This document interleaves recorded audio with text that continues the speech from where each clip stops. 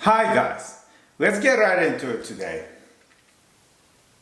The problem we've got in today's society, and particularly men, I kind of blame men for this more than I do women. Here we go. I do blame men for this entirely because they become so lustful. Before, what would happen? Yeah. Before, what would happen, and it's not their fault, obviously, programming hasn't helped. But before, what would happen is attraction would be super important. But if she has red flags, they would be like, sorry, I can't wife you. At most, I might sleep with you here and there, but I wouldn't let anybody know that I'm associated with you. And I'd have really high standards for the wife that I pick.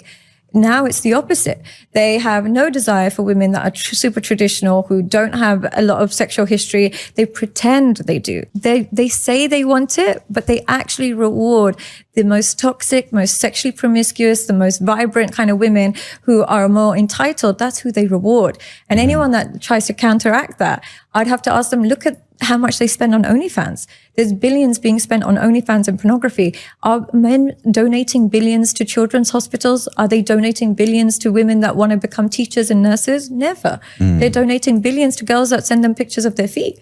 And we say the main reason why they're selecting badly, which is why I have this in my book, is 10 red flags. They're ignoring all red flags because they've put lust and attraction on a pedestal.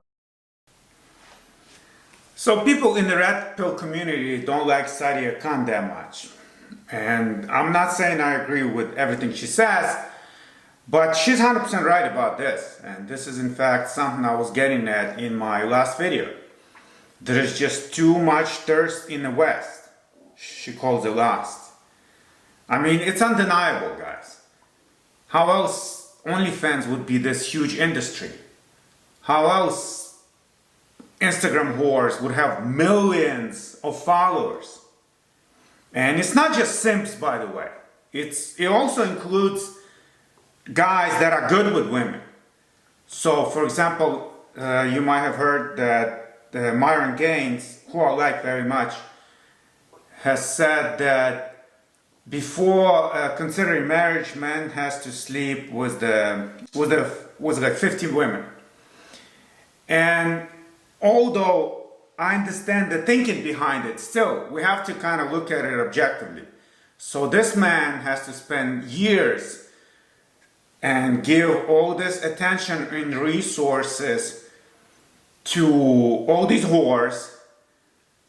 And in the meantime, there is a girl somewhere sitting in her room, practicing sewing, not pursuing her career, not pursuing education.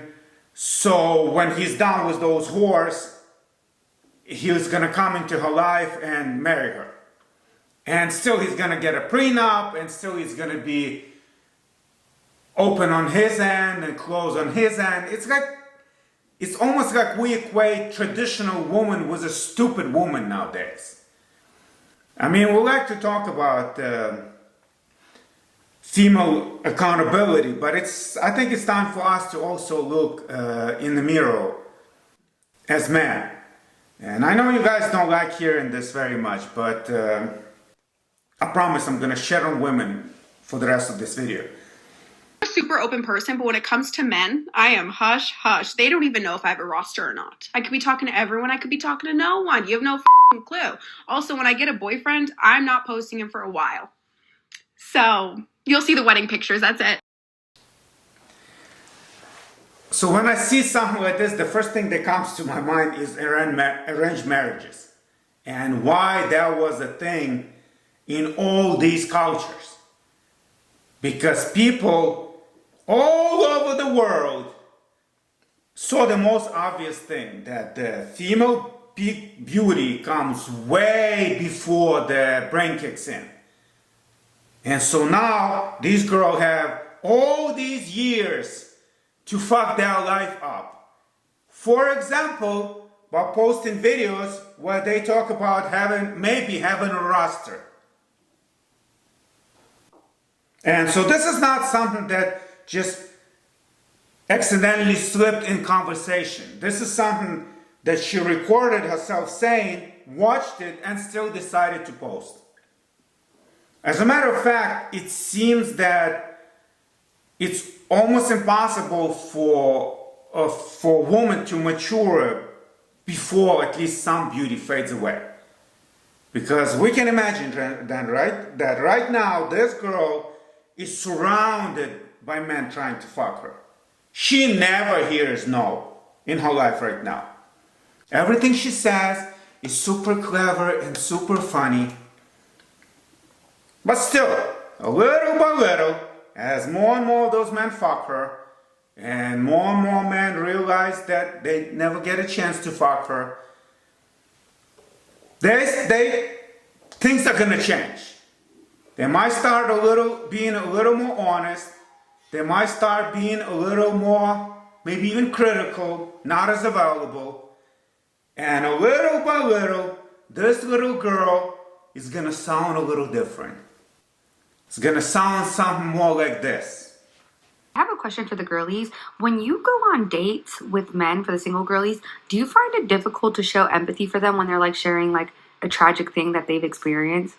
I am finding it very difficult to show empathy for them, and I fear it's because I have watched the women in my life go through so much shit. Like, I'm talking shit that would make you want to walk in front of moving traffic.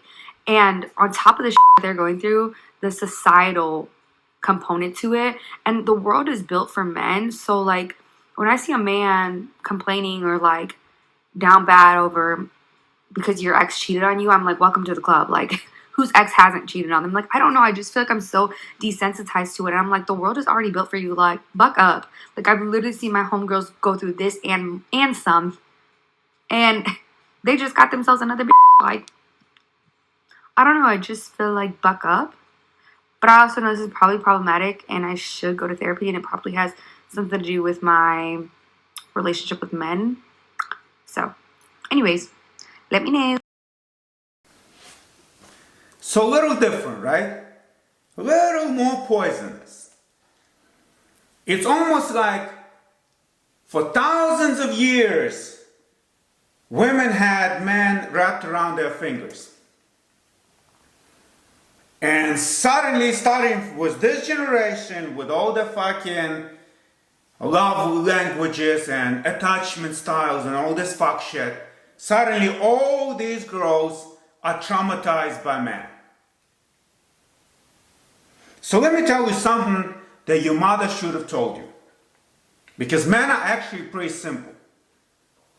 And if a man finds you attractive enough to approach you, there is always this moment where he decides whether to put you in the sex-only category or this might be a relationship. There is always that moment. It can happen right away. It can happen before he even spoke to you. So for example, you have fucking nose ring, you're covered in stupid tattoos, you have pictures in your underwear on Instagram, you probably automatically in the sex-only category and you will stay there. There's no going back the other way. But if you dress modestly, you are feminine, okay, let's talk. There is always that moment. And it's your job as a woman not to allow a man to enter any of your orifices before you're more or less certain that you are in the relationship category. That's the only job you have during courting process. As that man doing backflips, trying to sleep with you, whether that be for one night or for the rest of his life, that's his mission. Your mission is to figure out in which category you are.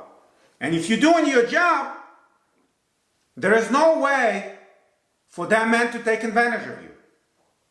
Unless he's breaking a law, in which case you should go to police immediately. But otherwise, there is no way for him to take advantage of you if you're doing your job, instead of just enjoying free fucking dinners, free trips, and all this shit. It's almost like suddenly, starting 10, 20 years ago, all girls forgot all about it. And another thing I'll add in this video, because now that I'm exposing myself to this stupid TikTok bullshit, I noticed one thing. that when a girl addresses her audience as girlies, it's almost like a call to unionize. Girlies, let's all be fat, so men have no choice but to accept that. Girlies, let's all be whores, so men have no choice but to accept that. Girlies, if man says that he doesn't like something we do, let's all call them insecure. So basically, like, when you unionize, the purpose of union is so you have more negotiating power. And so this is what it looks like to me. When they say girlies, what usually follows next is we should all do this, then the men have no choice but to accept it. And a man also tried to unionize so the red pill, but obviously the feminist union is way ahead of the game. But still, if I was a member of a girlies union, what I would be saying is, girlies, let's quit while we're ahead. Because this is probably as skewed in favor of women society as we're gonna get. So let's not push it any more, because men might just revolt, and then as the pendulum swings the other way, who knows what's gonna happen. But it doesn't look like those are the prevalent voices in girlies union, and instead we have more and more stupid shit like this. The greatest threat a woman faces, the most dangerous thing to a woman, are the men in her life, the men that she's related to, that she's in a relationship with. Her father, her grandfather, her uncles, her romantic partner, her brothers, men that she knows. 92% of violence against women is perpetrated by men that they know, family members, romantic partners. The leading cause for death in pregnant women is not childbirth. It's not pregnancy complications or birth complications. No, it's homicide from their romantic partner. So when men want to be like, oh, men protect, that's what men do. Women need men for protection. What they need protection from, it's not bumps in the night. It's not, statistically, not random people on the street. What they need protection from, most likely, is you. So we started with that young girl, all bubbly and shit. Then we had that bitch in her bed, a little more jaded, right? And now we have this cycle that clearly hates men. And it's important to understand that there was a time when she was that bubbly little girl. Probably somewhere in high school, this girl was all set to have everything she wanted in her life. All she had to do was just take care of herself, be a little feminine, learn a little bit about male nature, and easily, I'm not saying she would get like a billionaire, but she would get a good man with a house. She might not even fucking have to work a day of her life. So when she sat in classroom in high school and all the boys around her sat with empty hand, she said, at 18 years old, she said there was a royal flush. All she had to do is play her cards right. But obviously she didn't. And instead, she wasted it all on fucking free trips, free drinks, free dinners. Meanwhile, Hollywood propaganda, TikTok propaganda, women's studies. And now she's this. And how does she know these stats? You ever wonder that? How do these girls always know these stats? I mean, I don't mean to sound paranoid, but it's almost like there is a college course that teaches them this shit. And as somebody who took that college course, I I suspect that it's probably, what she says is probably a little exaggerated. But still, for the most part, she's probably right. Men are overrepresented in homicide, for sure. That's just who we are. We are descendants of hunters and warriors. It might not look that way if you walk around New York nowadays, because it's hard to tell who's gay, who's not anymore.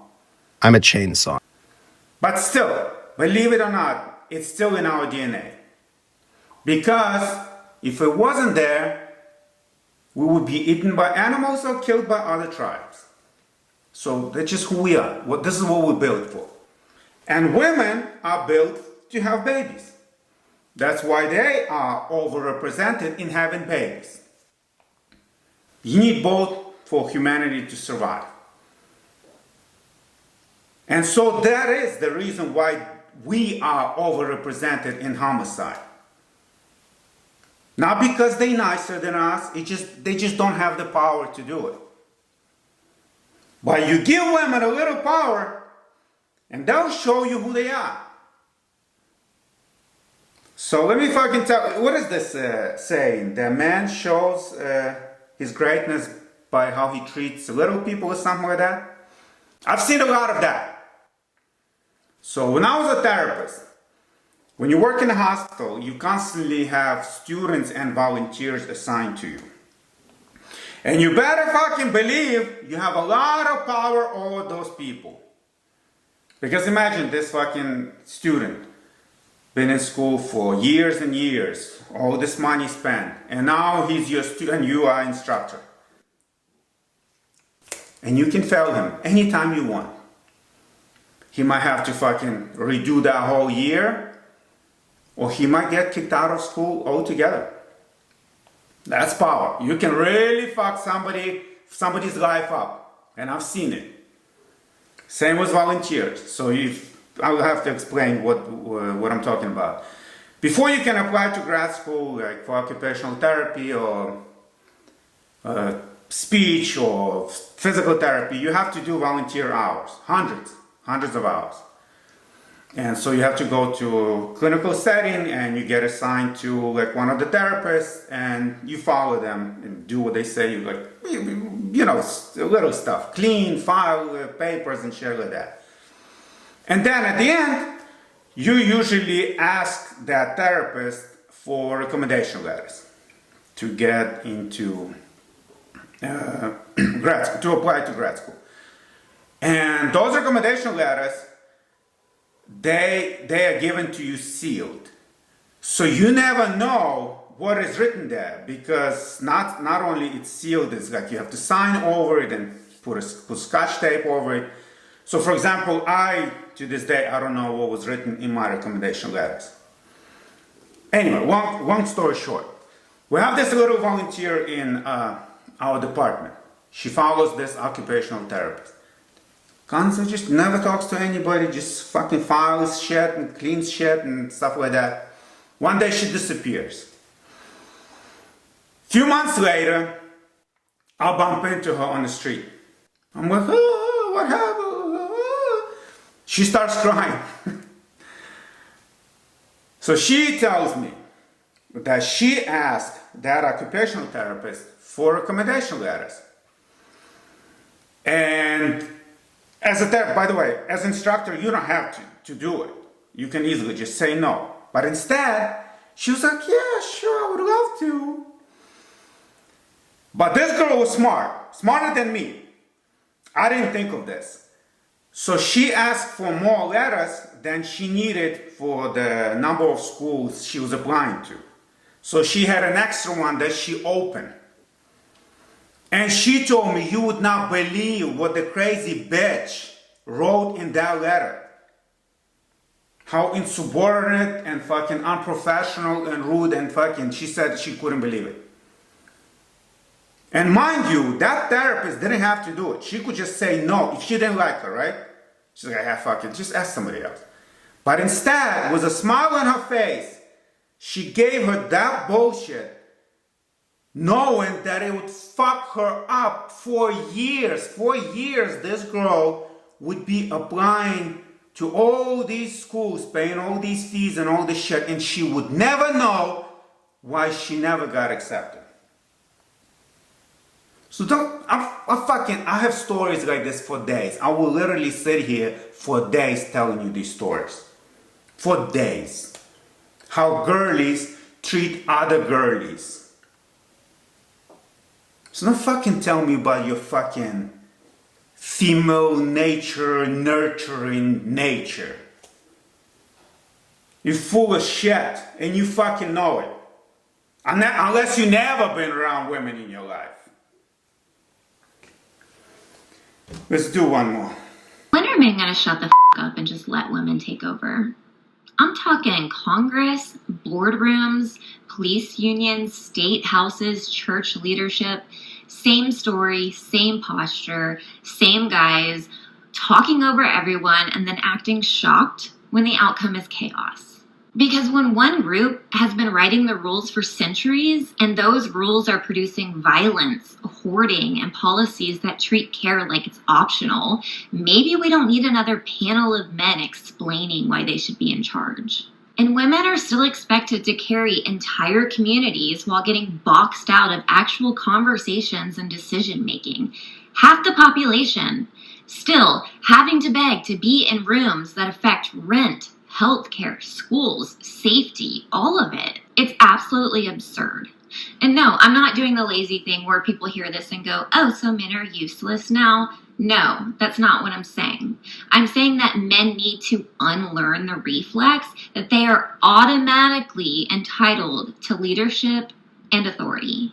I'm talking about that instinct to grab the mic and be the loudest one in the room.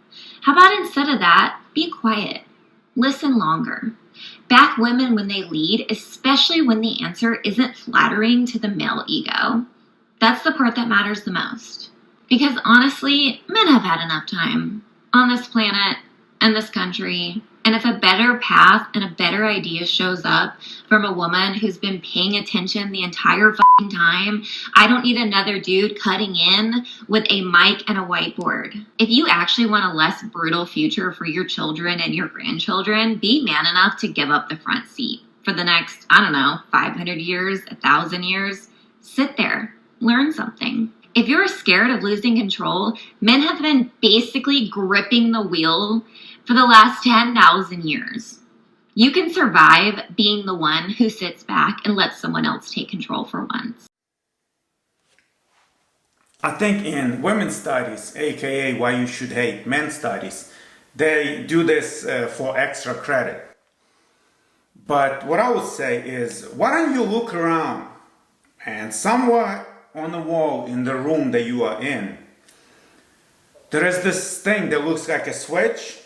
And so why don't you just try to turn it on and see what happens? And then for a minute, just sit there and think, how many fucking things have to happen in perfect order for that light to come on? So that's not enough that we've done in 10,000 years, right? I mean, we don't even need to talk about fucking James Webb Telescope or Hadron Collider. She probably doesn't know what that is, any of that is. Just go to the fucking kitchen, turn the knob, and see what happens. Clean water. You can drink it. Comes out of nowhere. You don't even know where that water is coming from, even if you live in the desert. But that's not enough, is it? We would be better, way, ahead of the game if women were in charge. Well, guess what? That's no longer a theoretical discussion. You ever look at the World War II movies and see like what kind of planes they have in there? And just think about it. 20 years later, 20-something years later, technology had progressed so much that we put a man on the moon and brought them back. You know how crazy that is that we went from to fucking doing that in a little more than 20 years? But what else happened during that time? Oh yeah, women enter fucking workforce and academia. So we must be progressing twice as fast. We must be fucking traveling to fucking different solar systems. No, that's not what's happening. 60 years later, we have a fucking bunch of retards floating in the air. And we call that progress. That's what happens since women enter academia and fucking workforce. Because they come, they make everything about safety, everything about communication. Soon enough, nobody's fucking doing any work. Fucking, most teachers are women. Kids are coming out of fucking schools, not knowing how to read and barely able to do math. You want to be in charge. You don't think fucking men would like to sit back and be like, okay, girls, you got it. If that's what you want, okay. Call of Duty, guys? Okay, high five. But the minute we fucking gave you the chance to run for president, you gave us a fucking retard. They can barely put together a coherent sentence. And talking about the significance of the passage of time, right? The significance of the passage of time. So when you think about it, there is great significance to the passage of time. We're fucking 40 trillion in debt. And you fucking voting for, most of you voting for party that talks about fucking loan forgiveness and fucking healthcare is a human right. Oh man, I think these fucking making these videos I'm radicalizing myself, but hopefully I'm way off on this and women just take over and we fucking cure cancer and colonize Mars and all become this fucking one big gay communist community. And I'll have to fucking make videos apologizing for being stupid for the rest of my life. Anyway, guys, as always, don't forget to check out my books, Big and Strong Without Steroids and Fit in 1 Year. I'll put the links in the description. So I use this one, Big and Strong Without Steroids, to get myself to 320 pounds without pharmacology, and the programs in Fit in 1 Year I used as strength and conditioning for when I was fighting. So this is real deal, guys. Okay, this is I'm not just bullshitting you here. But otherwise, I'll see you guys next time.